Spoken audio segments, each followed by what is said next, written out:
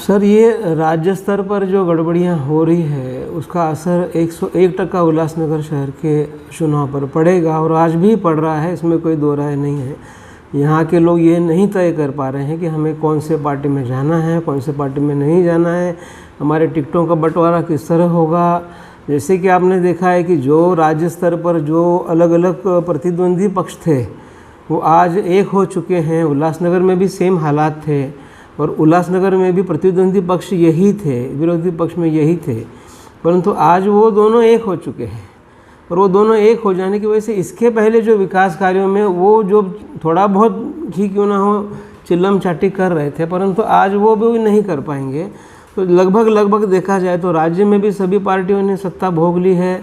उल्लासनगर महानगर पालिका के परिक्षेत्र में भी सभी पार्टियों ने सत्ता भोग ली है, परंतु पिछले 5 साल से जब हम एक नज़र डालते हैं तो किसी भी पक्ष ने उल्लासनगर शहर के विकास के लिए जो वो काम कर सकते थे, जिनका उतना दायरा था, उतना उन्होंने नहीं किया है। और उनके कामों को भ्रष्टाचार का मुद्दा भी ले लीजिए या और भी किसी साफ़ सफाई का मुद्दा ले लीजिए या कचरे के ठेके का मुद्दा ले लीजिए या पानी के पाइपलाइन का भ्रष्टाचार ले लीजिए, हर एक मुद्दे के ऊपर यहाँ पर एक मिलीजुली सरकार आपको दिखाई देगी। अपोजिशन भी साथ में ही है, कौन किसके अपोजिशन में है ये पता नहीं।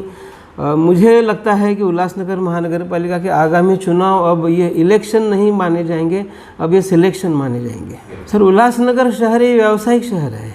आपको उस उल्लासनगर शहर के इतिहास के बारे में थोड़ा सा जान लेंगे तो ज़्यादा बेहतर होगा। हम सब जानते हैं कि एक व्यापारिक शहर है। यहाँ पे व्यापार जो है वो हम सबके खून में है, इसमें कोई दो राय नहीं है। तो हम व्यापार के नाते एक हो सकते हैं। अगर हमें कहीं से 2 पैसे की इनकम मिल रही है और हमारे विरोध करने का कोई उपयोग नहीं है, जब हमें ये पता चल जाए कि मेरे विरोध का कोई उपयोग नहीं है, तो हमारे जो सत्ताधारी हैं या विरोधक हैं जो भी, हम उनको किसी को हमें नाम रखने का अधिकार है ही नहीं, क्योंकि वो उनका व्यापार करने का तरीका है। और वो अगर उल्लासनगर महानगर पालिका को अगर हमारे दूध देने वाली गाय मानते हैं तो उसमें कोई दो राय नहीं होनी चाहिए। जैसे कि मैंने आपको पहले भी कहा कि एक व्यावसायिक शहर है। एक दुकानदार ये नहीं देखता है कि मेरा माल बिकने के बाद में वो क्या जाके कर रहा है, ग्राहक मेरा जो कर रहा है वो क्या कर रहा है, फेंक रहा है या और कुछ कर रहा है। इसी तरह से हमारे सिर्फ लोगों के अंदर व्यवसाय ही भरा हुआ है, तो उनको ये नहीं देखना है कि हम जो कर रहे हैं उसके बाद में उसका नतीजा क्या होने वाला है। आज डंपिंग ग्राउंड का भी इशू ले लीजिए, नदियों का इशू ले लीजिए, हर चीज़ के लिए ध्वनि प्रदूषण का इशू ले लीजिए। सिर्फ और सिर्फ व्यापार और व्यवसाय के नज़र से ही उल्लासनगर शहर को देखा गया है, उल्लासनगर शहर को जाना गया है, उल्लासनगर शहर को माना गया है। इसमें कोई दो राय नहीं है। गड्ढों में भी व्यापार होता है, हर एक प्रदूषण में भी व्यापार होता है, डंपिंग ग्राउंड में भी व्यापार होता है। हर चीज़ में व्यापार के बिना हमारे शहर में कुछ नहीं होता है, पहली बात। दूसरी बात, जब स्थलांतरित करने की बात आ जाती है तो स्थलांतरण का प्रश्न आपका काफ़ी अच्छा है। हम थोड़ा सा इस मुद्दे से हटकर अगर बात करते हैं तो हमारे शहर की ज़मीनें जो हैं वो अभी तक हमारी नहीं हुई है। इस वजह से हमारे शहर में जो भी निर्माण होते हैं उन्हें अनधिकृत ही माना जाता है। अब अनधिकृत निर्माण के अंदर मुझे लोन नहीं मिल रहा, मुझे कोई बैंक लोन नहीं दे रही, मुझे मेरी इमारत का इंश्योरेंस नहीं मिल रहा, और मुझे बाजू के शहर में अंबरनाथ में चला जाऊँ, कल्याण ईस्ट चला जाऊँ या कल्याण पश्चिम चला जाऊँ, मुझे जो 20-25 लाख 50 लाख रुपए का लोन है वो मुझे तुरंत मिल जा रहा है, मुझे इंश्योरेंस मिल रहा है। आप फिर वापस आपके मुद्दे पर आ जाते हैं कि शहर में गड्ढे हैं, शहर में कचरा चारों तरफ फैला हुआ है, शहर में बागीचे जो हैं, गार्डन जो हैं वो व्यावसायिक रूप में इस्तेमाल किए जाते हैं। तो आज हमारे बच्चों को खेलने के लिए कोई स्थान नहीं, आज हमारे बुज़ुर्गों को बैठने उठने के लिए कोई स्थान नहीं। तो हमारे बुज़ुर्गों और हमारे बच्चों का ध्यान रखते हुए अगर उनके माता पिता बाजू के शहर में अगर सारी सुविधाएं मिल रही है, उनको एक बढ़िया खूबसूरत कॉम्प्लेक्स मिल रहा है, स्विमिंग पूल मिल रहा है, बच्चों को खेलने के लिए गार्डन मिल रहा है, बुज़ुर्गों को बैठने के लिए मैदान मिल रहा है, क्रिकेट खेल सकते हो, फुटबॉल खेल सकते हो, अगर वो एमिनिटीज़ उतने ही पैसों में अगर उनको वहाँ मिल रही है तो स्थलांतरित हो रहे हैं, इसमें कोई दो राय नहीं, और होना भी चाहिए। जी, मैंने आपसे यही कहा कि व्यापारी जब ये छोड़ के जा रहा है तो वो भी व्यापार ही कर रहा है। हम जब देखिए, एक बात हमारे किसी बुज़ुर्गों ने बोल कर गया है कि आपका जो शासनकर्ता है वो ये नहीं होना चाहिए, व्यापारी नहीं होना चाहिए। हमारे शासनकर्ता सभी व्यापारी हैं। आप अगर नज़र डालेंगे तो हमारे जो बिज़नेस करने वाले लोग हैं, जो व्यापार करने वाले लोग हैं, जो ठेकेदार हैं, बड़े ठेकेदार, मैं छोटे ठेकेदारों की बात नहीं कर रहा हूँ, जिन्होंने बड़े बड़े ठेके लेके रखे हैं, वही हमारे शहर को चला रहे हैं। हमारे शहर को चला ही व्यापारी रहे हैं, तो उसको व्यापार के नज़र से ही देखेंगे। सर, जब आपको मैं ये बताना चाहता हूँ कि हमारे शहर के लोगों का भी उतना ही उसमें दोष है, क्योंकि वो भी व्यापारी है। हमारा हर एक वोटर व्यापारी है, हमारा हर एक नागरिक व्यापारी है। तो उसको सुबह जाके दुकान खोलनी है, रात को जाके दुकान बंद करनी है, उसको उसी में इंटरेस्ट है, उसको उसी में रस है। हमारे शहर में, शहर के अधिकतर लोग बाहर व्यापार करने जाते हैं, एक लॉजिंग की तरह उल्लासनगर शहर में रहने के लिए आते हैं, एक लॉजिंग बोर्डिंग की तरह उल्लासनगर शहर में रहने के लोग जब वो आते हैं, तो जब लेने वाला भी व्यापारी और देने वाला भी व्यापारी, तो लूट खसोट तो मचेगी ना सर। तो जैसे कि मैंने आपको कहा कि राजनीतिक पार्टियों का वर्चस्व, मैंने आपको एक लाइन में कह दिया कि आने वाले चुनाव में अगर हम राजनीतिक पार्टियों का वर्चस्व चुनाव को मद्देनज़र ही देख सकते हैं, और आने वाले चुनाव में हमारे शहर में इलेक्शन होगा ही नहीं, सिलेक्शन होगा। बिकॉज ऑफ यहाँ पे सभी लोग मिलकर तो लड़ रहे हैं। आने वाले, अभी आप देख लीजिए, महाविकास आघाड़ी की अगर हम लोग बात करते हैं राज्य में, तो सारी पार्टियां जो थी उनके अपोजिशन में थी, वो अब उनसे मिलकर काम कर रहे हैं। तो यहाँ पर आने वाले समय में एक मिली जुली और खिचड़ी सरकार आपको दिखाई देगी।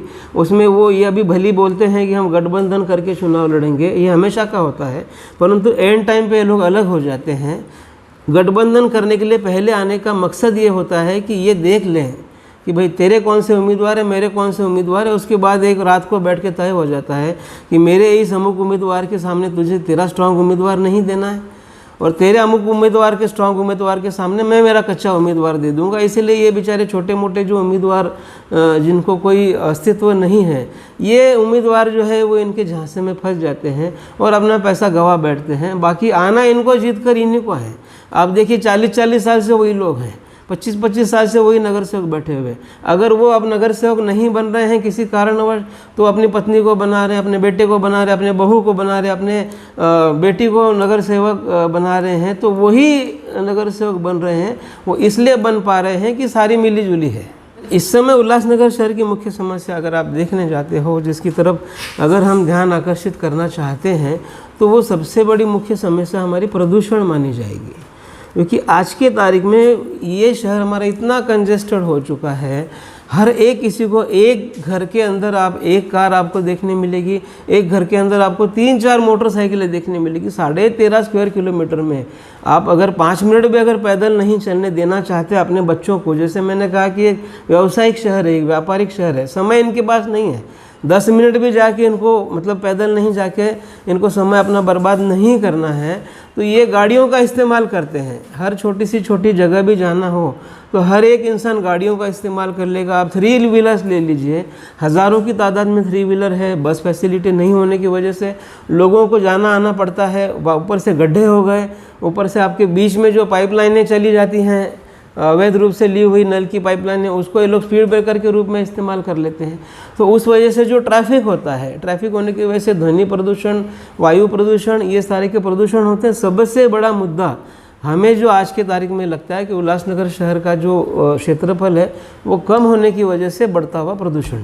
इलाज इसके ऊपर इतना ही है कि जो वोटर जो है वो अपनी महत्वता को जाने। वोटर जो है वो बस एक उसको इतना पता कि 5 साल में मुझे एक बार जाके वोट करना है, और मुझे उस वोट के आधार पे मुझे कुछ चाहिए तो नहीं, उसको तो कोई लेना देना है ही नहीं, क्योंकि वो उसको व्यापार से मतलब है, उसको अपने कामकाज से मतलब है। बिल्कुल बिल्कुल, वोटर्स वैसे भी हमारे शहर के वोटिंग रेशो आप अगर देखने जाते हो तो हमारे शहर के लोग वोटिंग बहुत कम करते हैं आसपास के शहरों के मुकाबले में। अगर जहाँ 55-52% हो जाता है, तो हमारे शहर में 38-40% ही वोटिंग होती है। बिकॉज ऑफ, जैसे कि मैंने आपको कहा कि हर चीज़ को व्यवसाय और व्यापार की नज़र से ही इस शहर में लिया जाता है। तो मेरा इसमें क्या फ़ायदा है, या मेरा जिसने ऑलरेडी फ़ायदा कर चुका है वो व्यक्ति, मुझे उसी को वोट देना है, या नया अगर बंदा मेरे पास आता है तो मुझे उसको वोट देना है जो मेरा फ़ायदा करके दे। ये फ़ायदे का शहर है, ये व्यावसायिक शहर है, एक व्यापारिक शहर है। और वाणिज्य के दृष्टि से देखा जाता है, यहाँ नेता भी व्यापारी है, वोटर भी व्यापारी है, तो अधिकारी भी व्यापारी है। इस शहर को एक व्यवसाय की नज़र में आप देखेंगे तो शायद आप भी सुखी रहेंगे। तो कद 855 से हम शुरुआत करते हैं।